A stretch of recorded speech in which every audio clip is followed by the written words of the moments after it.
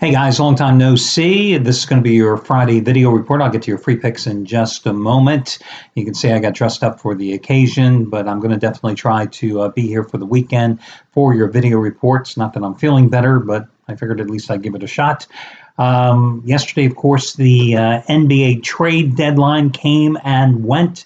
None of the big names like Paul George or Jimmy Butler, although their names were bantered about, moving teams, but I'll tell you what, from a gambling perspective, I think the trade that will have the greatest impact for the home stretch is going to be the one the Oklahoma City Thunder pulled off with the Chicago Bulls. And in that one, they managed to get Taj Gibson and Doug McDermott from Chicago. They gave up Cameron Payne, who might develop into an impact player, and that's the key guy that the Chicago Bulls wanted in return. That might be the key player for Chicago, but the immediate return that they finally got some support from Russell Westbrook. Listen, in Gibson and McDermott, they got two guys who, as auxiliary players really for Chicago, were combining to average 21.6 points a game. But more importantly, they got assets in terms of rebounding and three-point shooting. Gibson, of course, being the rebounder, averaging like 7 boards a game. McDermott supplying the outside shooting. The guy can't create his own shots, but he can certainly, a la Kyle Korver, knock down the three-pointers. And that's what the Thunder definitely need. Somebody that can go to the rack and also another shooter to open things up for Russell Westbrook as well. But also the thing for the Thunder is keep in mind that Enes Kanter, who was averaging 14.7 rebounds a game when he foolishly smacked the chair and the chair won and broke his forearm back in late January, he started to practice again last Friday. Now, he may not be available for tonight's game against the Lakers, and neither McDermott or Gibson may be available either tonight, because remember, all these guys not only have to travel to the teams that they were acquired by, but they also have to pass physicals, and if they were traded for players, those players have to meet their other teams and pass physicals as well. So it's not like if one side arrives and passes the physicals, they can play immediately. It has to be both sides have to arrive and pass their physicals by their respective teams. So they may not be in action tonight, but keep this in mind. Thunder have 25 games remaining this season. Only 7 games, starting with tonight's game with the Lakers. 25 games left. Only 7 of those 25 games are against teams with winning records. So I look at it this way. You are getting Cantner back.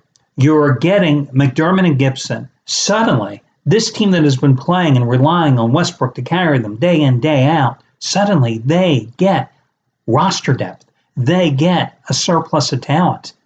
They're not going to win things, but again, from a gambling perspective, they're going to be so much more dangerous. I think the other team that helped themselves, the Toronto Raptors, first they got Serge Ibaka, then they got PJ Tucker from the Suns.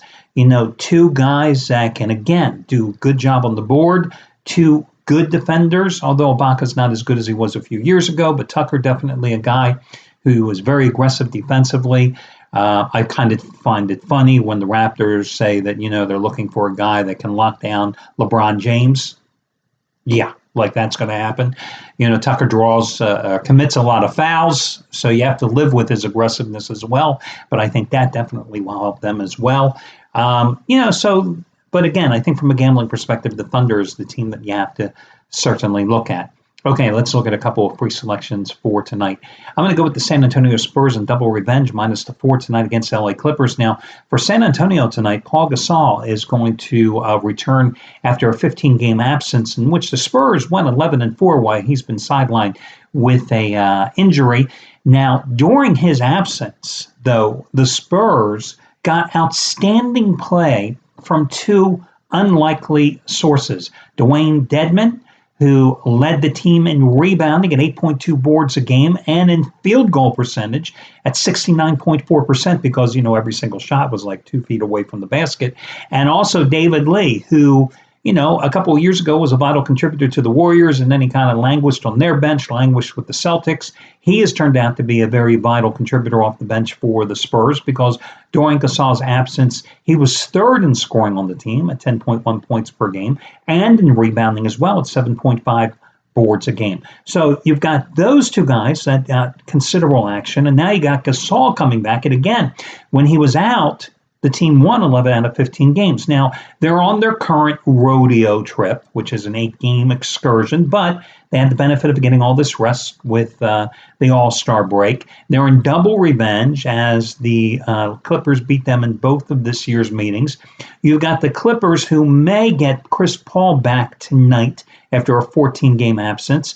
But the Clippers, of course, last night playing Golden State, 123-113 loss, up 12 at halftime. And you know what happened in the third quarter of that game when the Warriors went for 50 points.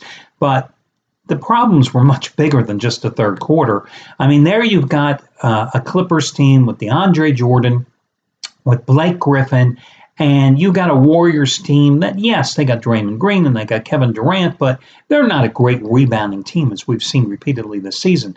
Yet the Warriors just crushed the Clippers on the board, 53-38. DeAndre Jordan had double figures in rebounding, and nobody else on the Clippers had more than 5 boards in that game. Just an atrocious job boxing out and doing they didn't attempt to do any dirty work under the boards. The other problem is that the Warriors shot 53.1% in the game from the field. And three-point shooting, they were on fire last night, 13 for 26, 50% on three-pointers. So I think it's a good spot, even though the Clippers got the rust off last night. I think it's a good spot to take San Antonio here, refreshed, back at full strength. Manu Ginobili also is going to come back. He had been out prior to the All-Star break with an ankle injury, I think it was. So really, you've got, the Spurs back at full strength. The Clippers may or may not have Chris Paul tonight, but why not? Go with San Antonio and lay the 4 points with them in this spot. In college basketball tonight, I like the Penn Quakers minus the 6 points tonight at Cornell. The Big Red, coming off an 87-75 loss at Harvard. They have lost 5 of their last 6 games. Penn, meanwhile, a nice little surge. The Quakers have won 4 straight games. And it's coming at the right time because this is going to be the first year in the Ivies where they're actually going to have a little postseason tournament, which is going to be at Penn's home court at the fabled Palestra in Philadelphia. And it's going to be open to the top 4 teams in the final regular season standings. So Penn, again, has won 4 straight. The Quakers won the season's first meeting, 82-63, back on February 12th at home. In that game, they shot 55%.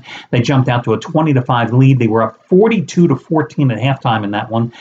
In that contest, Cornell committed 15 turnovers. 14 of them were steals on Penn's part. They outscored Cornell 34-22 in the paint.